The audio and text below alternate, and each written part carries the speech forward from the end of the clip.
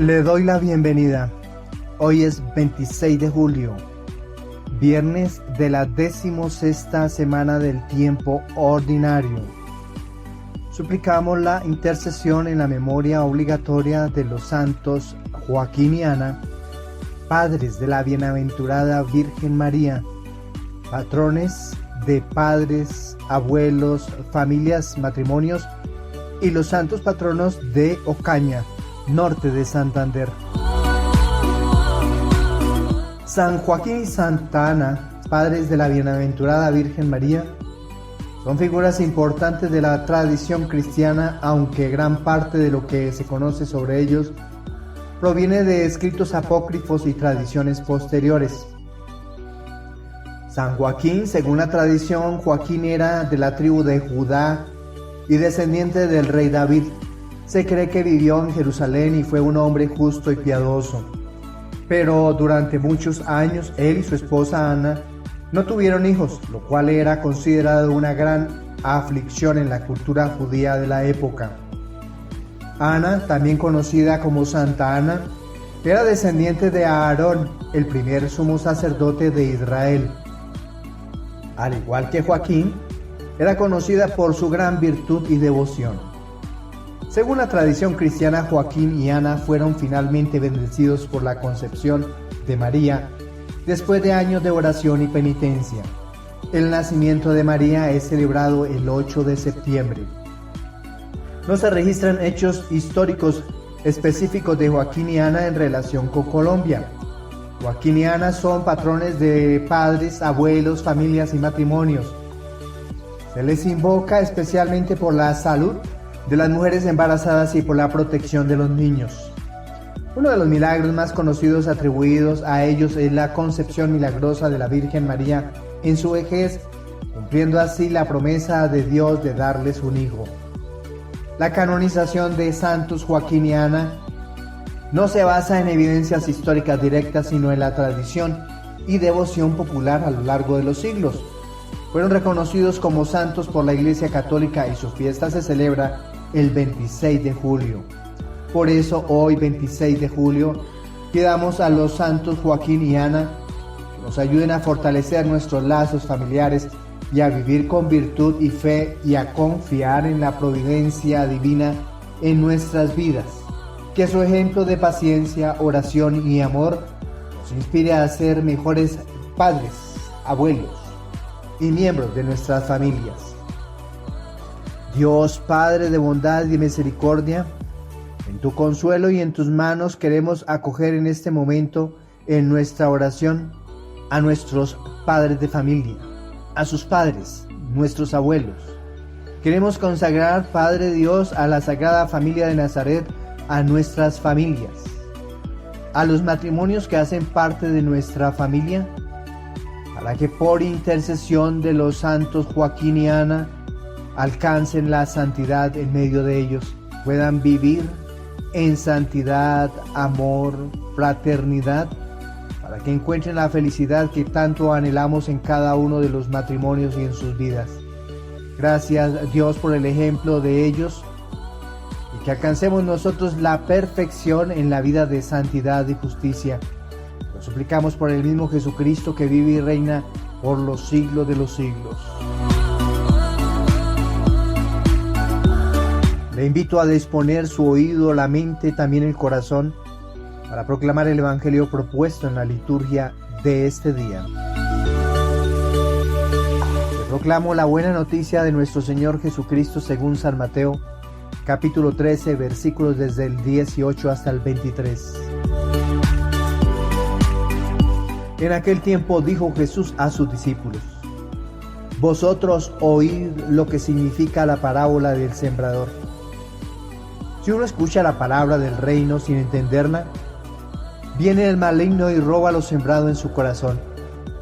Esto significa lo sembrado al borde del camino.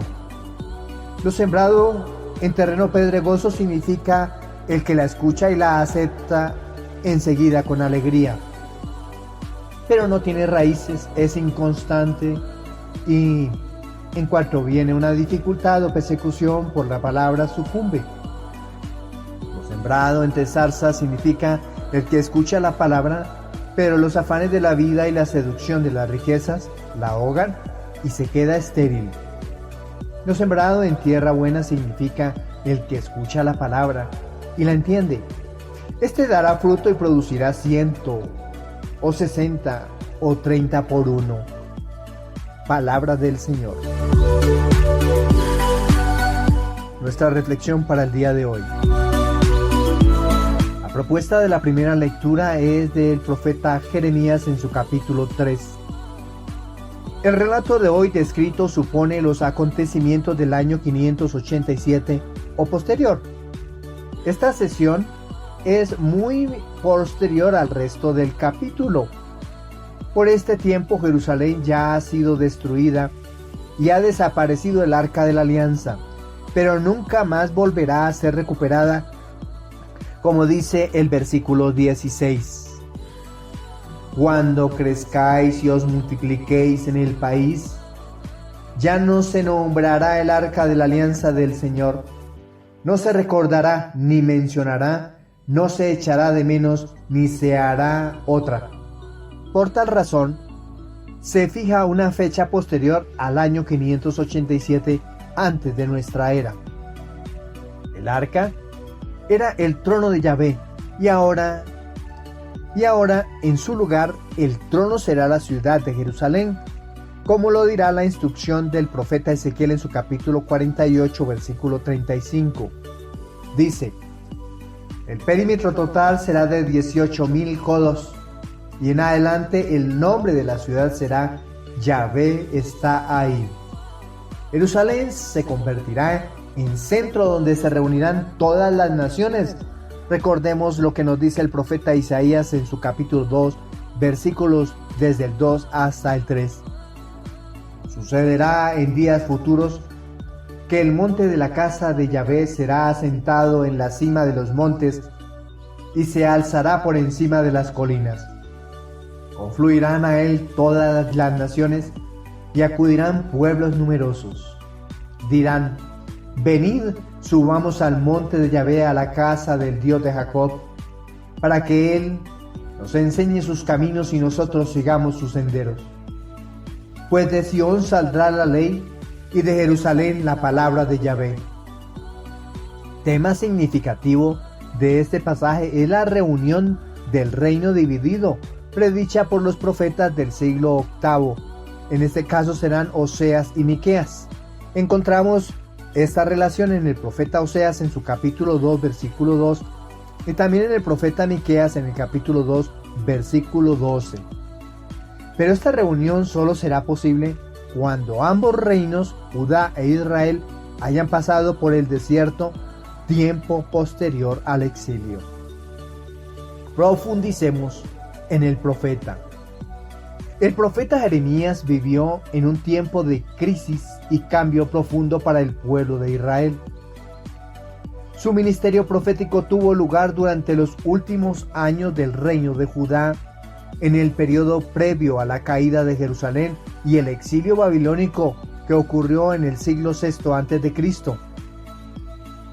Este contexto histórico está marcado por la infidelidad del pueblo a Dios, la idolatría y la injusticia social, que llevó a la inminente destrucción de la ciudad santa y el templo.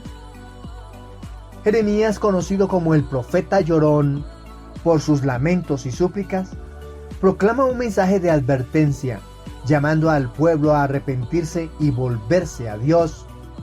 En medio de sus duras profecías de juicio, también ofrecía palabras de esperanza y restauración, como vemos consignadas en el profeta Jeremías, en el capítulo 3, versículos del 14 al 17, que es el texto que hoy estamos reflexionando. Profundicemos en sus versículos. Al mirar cada uno de los versículos vamos a encontrar 5 temas importantes. El primero de ellos sería el llamamiento al arrepentimiento. En segundo lugar, la restauración prometida. Luego, nuevos pastores. En cuarto lugar, transformación espiritual. Y por último, unidad de las naciones. Veamos la primera propuesta, llamamiento al arrepentimiento, que está consignado en el capítulo 3 del profeta Jeremías, versículo 14. Volved, hijos apóstatas, porque yo soy vuestro Señor. Os iré recogiendo uno a uno de cada ciudad y por parejas de cada familia, y os traeré a Sión. La frase volved, hijos rebeldes, es un llamado urgente y amoroso de Dios a su pueblo para que regresen a Él. La raíz hebrea shuv significa volver o arrepentirse, implicando un cambio de dirección moral y espiritual. Este verbo es esencial para entender el llamado divino al retorno y la restauración. Y dice el texto bíblico, os traeré a Sión. Es simbólicamente el centro de la presencia divina, y la salvación representa el punto de encuentro entre Dios y su pueblo. Punto 2. Restauración prometida. Dios promete recoger a su pueblo disperso y llevarlos a Sión, la ciudad santa. La elección de uno, de una ciudad, dos, de una familia, sugiere un acto selectivo y personal de selección, destacando la gracia y misericordia de Dios hacia los individuos. Cuando dice el autor sagrado, os iré recogiendo uno a uno, ese uso de números como 1 y 2 puede simbolizar la individualidad y la importancia de cada persona en la obra redentora de Dios. Propuesta número 3. Nuevos pastores. Esta promesa está consignada en el versículo 15. Os pondré pastores según mi corazón, que os den pasto de conocimiento y prudencia. La promesa de pastores conforme a mi corazón implica líderes que guiarán al pueblo con sabiduría y prudencia, contrastando con los líderes corruptos que llevaron a Israel a la ruina. Dice el texto bíblico, os pondré pastores según mi corazón. Corazón en hebreo lev, representando el centro de la voluntad y las emociones humanas. La transformación del corazón es fundamental para la relación con Dios. Cuarto punto, transformación espiritual. Situación que está consignada en el versículo 16. Y luego cuando seáis muchos y fructifiquéis en la tierra, en aquellos días no se hablará más del arca de la alianza de Yahvé, no vendrá en mientes, no se acordarán ni se ocuparán de ella, ni será reconstruida jamás. La profecía de que no se dirá más el arca de la alianza de Yahvé indica una transformación espiritual profunda. La presencia de Dios ya no estará confinada al arca del pacto, sino que Jerusalén misma será conocida como trono de Yahvé, señalando una relación más íntima y omnipresente con Dios. Dice el versículo 16, no se hablará más del arca de la alianza de Yahvé. ¿Cuál es el arca de la alianza de Yahvé? Era lo que transportaba el pueblo de Israel a través de todo el desierto, donde llevaban la presencia de Yahvé, las tablas del decálogo y otros utensilios más.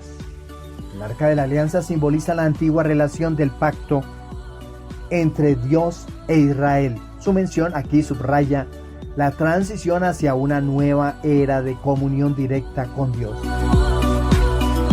Y la última propuesta, unidad de las naciones.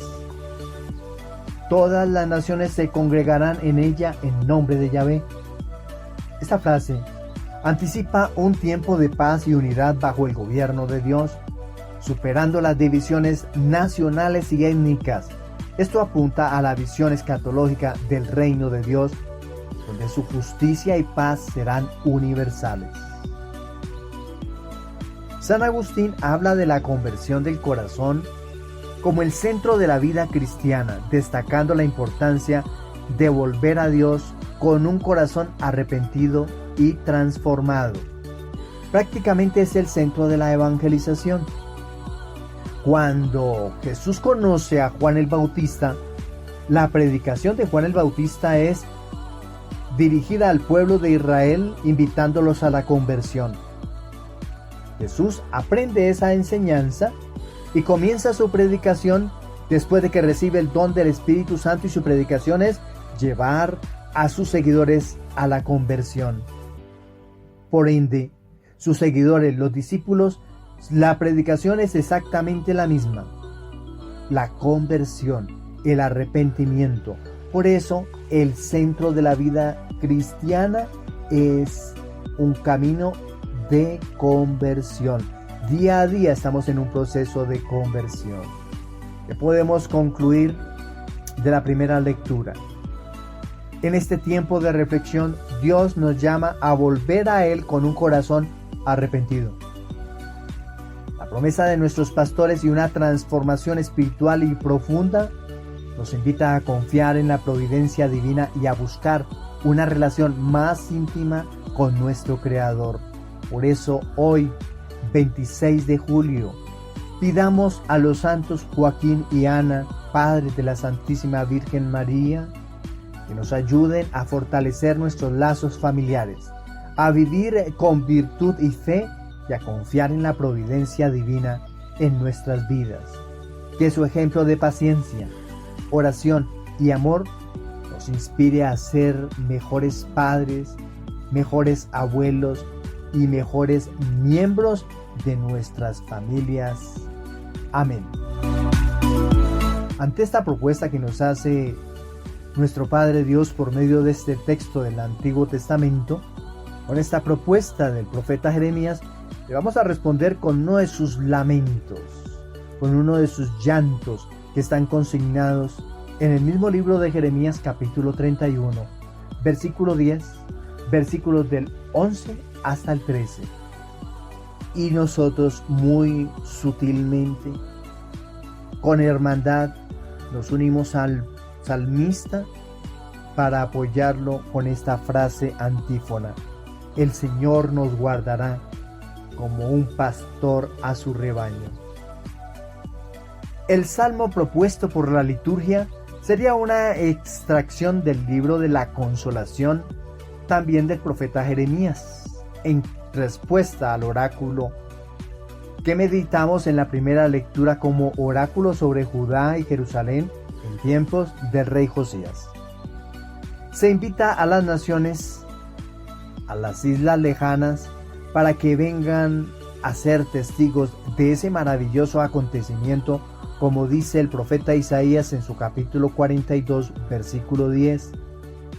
Cantad a Yahvé un cántico nuevo, su loor desde los confines de la tierra. Que le cante el mar y cuanto contiene, las islas y sus habitantes. Y sigue diciendo en el capítulo 49, versículo 1, oídme, islas, atended, pueblos lejanos. Yahvé desde el seno materno me llamó, desde las entrañas de mi madre recordó mi nombre. El simbolismo del pastor y su rebaño para designar la acción salvífica de Yahvé es también un tema del profeta Jeremías, que está consignado en el capítulo 23, versículo 1. Dice el profeta: ay de los pastores que dejarán perderse y desparramarse las ovejas de mis pastos. Israel vence a enemigos más fuertes que él con la ayuda del Señor, como en el primer éxodo narrado en el capítulo 15. Profundicemos en el salmo de hoy. Este salmo, titulado La promesa de restauración y gozo, está contenido en el capítulo 31 de Jeremías. Es parte del libro de la Consolación, que está en el libro de Jeremías entre los versículos del 30 al 33. Un mensaje de esperanza y restauración en medio del juicio y el exilio. Jeremías, conocido por sus profecías de advertencia y juicio, también ofrece un mensaje de consuelo y renovación. Este pasaje en particular fue dirigido a los israelitas durante el exilio babilónico, un periodo de gran sufrimiento y desolación para el pueblo de Dios. La promesa de regreso y restauración era una fuente de esperanza para un pueblo que había perdido su tierra, su templo y su identidad nacional. Profundicemos en sus versículos. Versículo 10. Escuchen, naciones, la palabra del Señor, anúncienla en las islas lejanas. El que dispersó a Israel lo reunirá, lo cuidará como el pastor a su rebaño. Escuchen, naciones. Dios llama a todas las naciones a ser testigos de su fidelidad y poder en la restauración de Israel. Este llamado universal subraya que la obra de Dios tiene una relevancia global. También oímos decir, el que dispersó a Israel. La dispersión o el exilio es reconocida como un acto permitido por Dios, pero no el fin de su relación con Israel. Lo reunirá, lo cuidará como el pastor a su rebaño. Aquí se utiliza la metáfora del pastor, una imagen rica en el Antiguo Testamento que simboliza el cuidado, la protección y la guía de Dios. Esto lo vemos en una mejor esencia en el Salmo 22 del Buen Pastor o Salmo 22 para la lectura que hacemos nosotros desde los Salmos hebreos. Versículos del 11 hasta el 12a-b. Porque el Señor ha rescatado a Jacob, lo redimió de una mano más fuerte. Vendrán con aclamaciones a la altura de Sión y afluirán hacia los bienes del Señor. Porque el Señor ha rescatado a Jacob.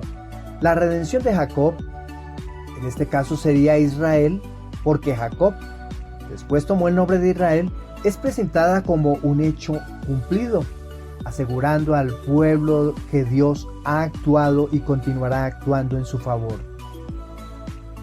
Ese rescatar es una especie de redención o restauración. Esta palabra subraya la acción liberadora de Dios.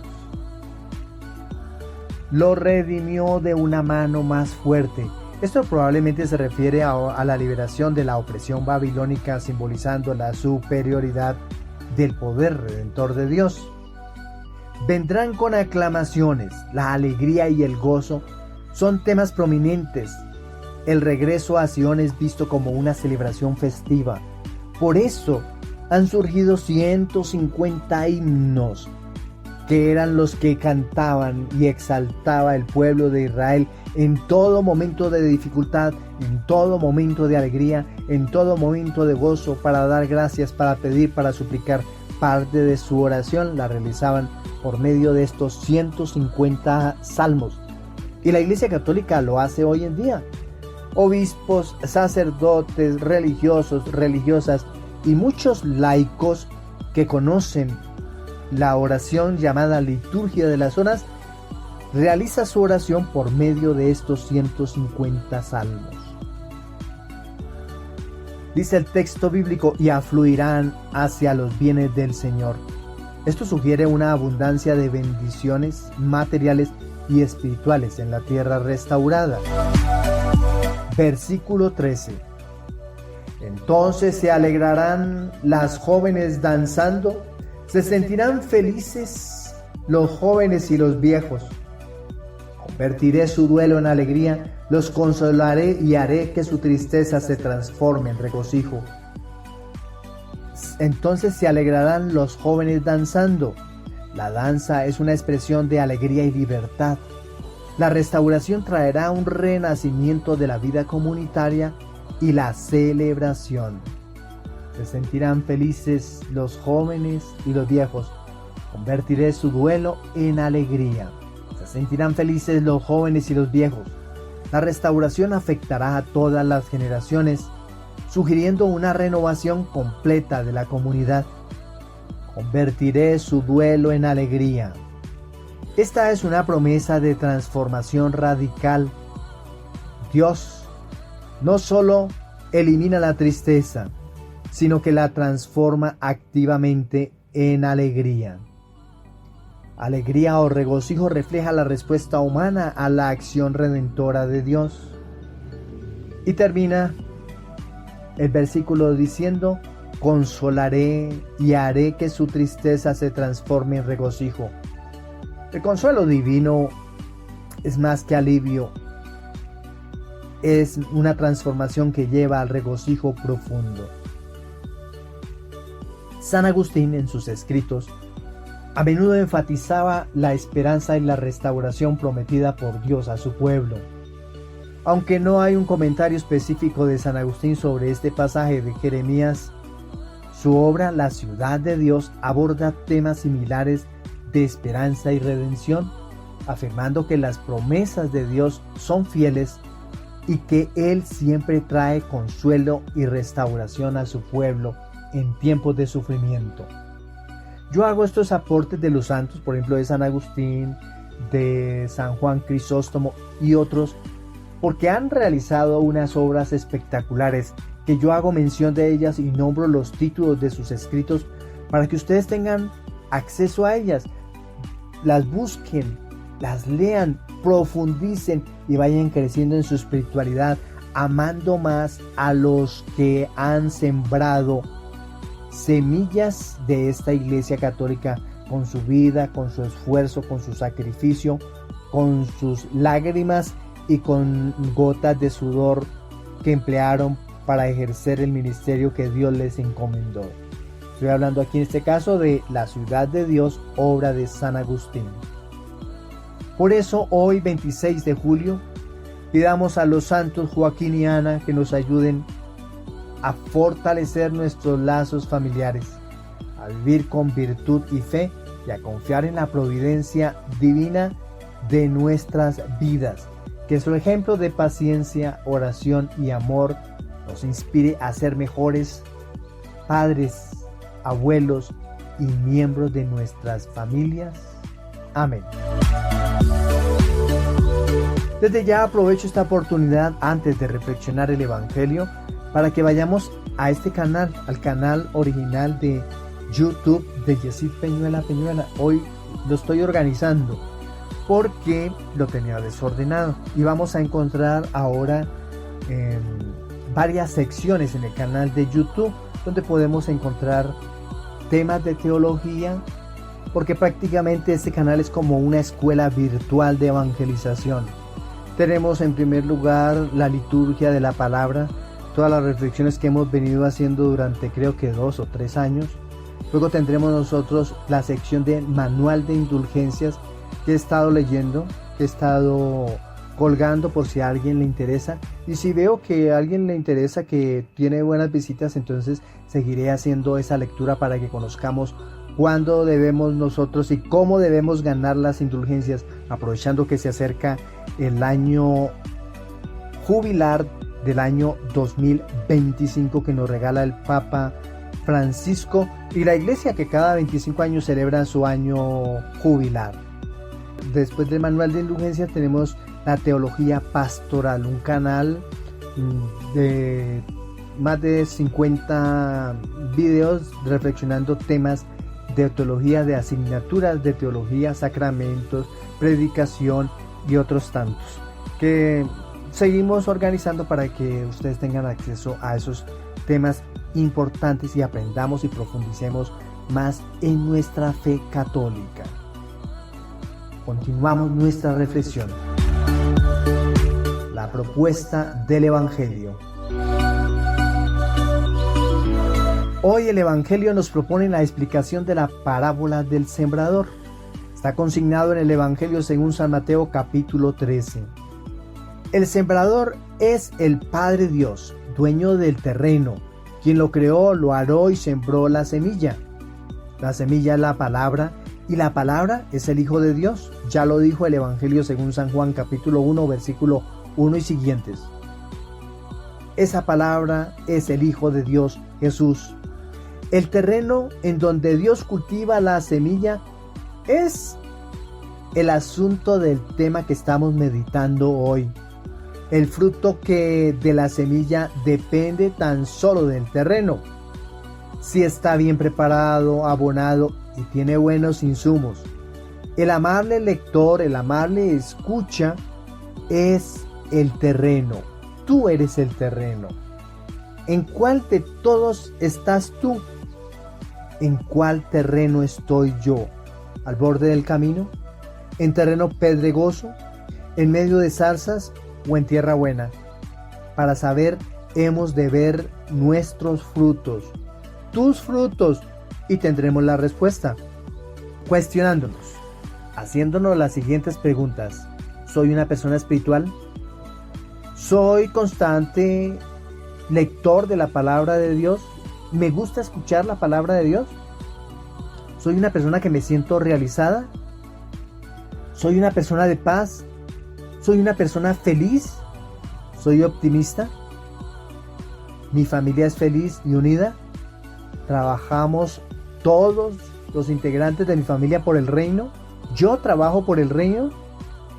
Por tal razón, al responder todas estas preguntas, sabremos si tú eres una persona con buena tierra y tierra fértil.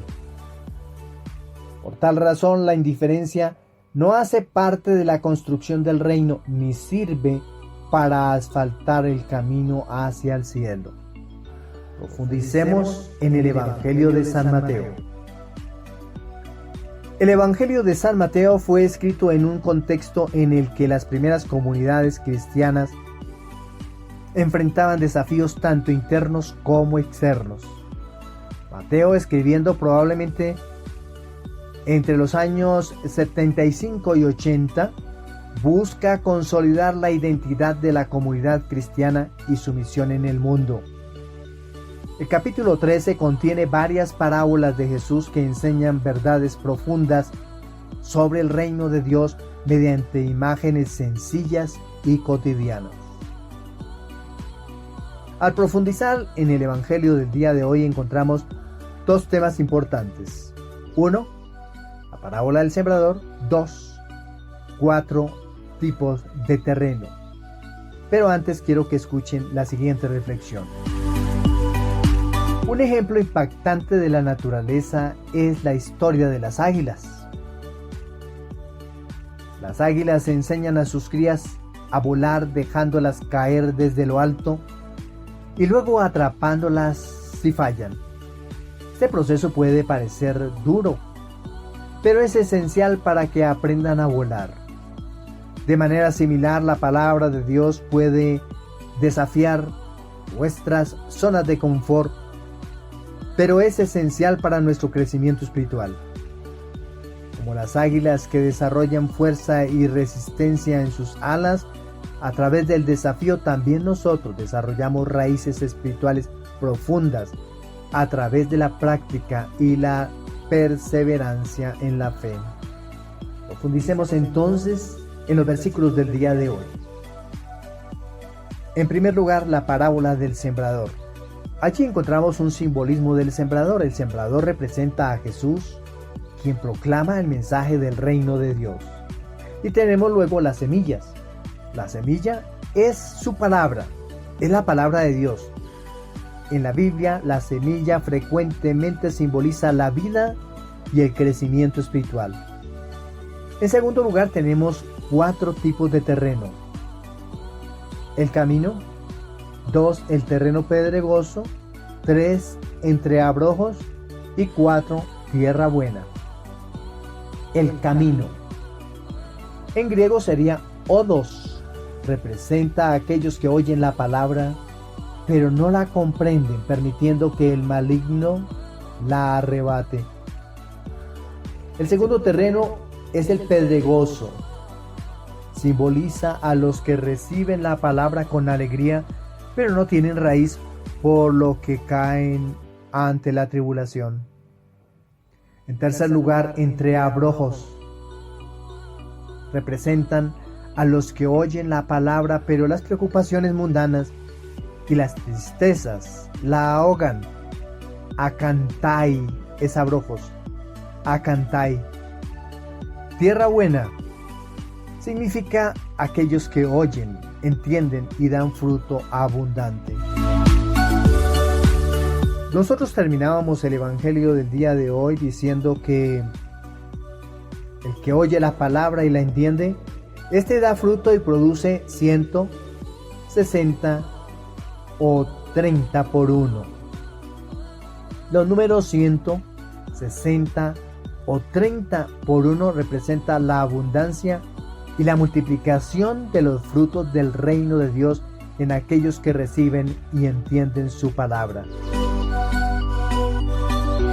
¿Qué debemos hacer entonces para traer al día de hoy el texto bíblico que hemos proclamado? Debemos primero entender la palabra. 2. Fortalecer las raíces espirituales que tenemos. 3. Abandonar nuestras preocupaciones mundanas en las manos de Dios. Y por último, ser tierra buena. Primero, entender la palabra. Hoy, como en tiempos de Jesús, muchas personas oyen el mismo mensaje del Evangelio, pero no lo comprenden y no lo integran en sus vidas. Segundo, raíces espirituales. En un mundo lleno de distracciones y problemas, es importante, es crucial desarrollar raíces profundas en la fe para resistir las tribulaciones. 3. Preocupaciones mundanas. Las preocupaciones y las riquezas pueden ahogar nuestra vida espiritual si no estamos atentos. Y 4, por último, tierra buena. Debemos ser tierra buena. Esto implica no solo escuchar la palabra de Dios, sino también ponerla en práctica, lo que lleva a una vida fructífera y plena. San Agustín, en sus escritos, habla de la importancia de la comprensión y la práctica de la palabra de Dios. En una obra de San Agustín, Las Confesiones, San Agustín refleja sobre cómo la verdadera transformación viene cuando la palabra de Dios no solo es escuchada, sino comprendida y vivida plenamente. Por eso, hoy, pidamos a los santos Joaquín y Ana que nos ayuden a fortalecer nuestros lazos familiares, a vivir con virtud y fe y a confiar en la providencia divina en nuestras vidas. Que su ejemplo de paciencia, oración y amor nos inspire a ser tierra buena, receptiva y fructífera a la palabra de Dios. Amén. Para todos un feliz día. Que el Señor nos siga colmando de su alegría como también de su bendición. Felicidades y abrazos para los abuelos, padres, para las familias, hoy cuando celebramos a los santos Joaquín y Ana, abuelos de Jesucristo. Bendiciones.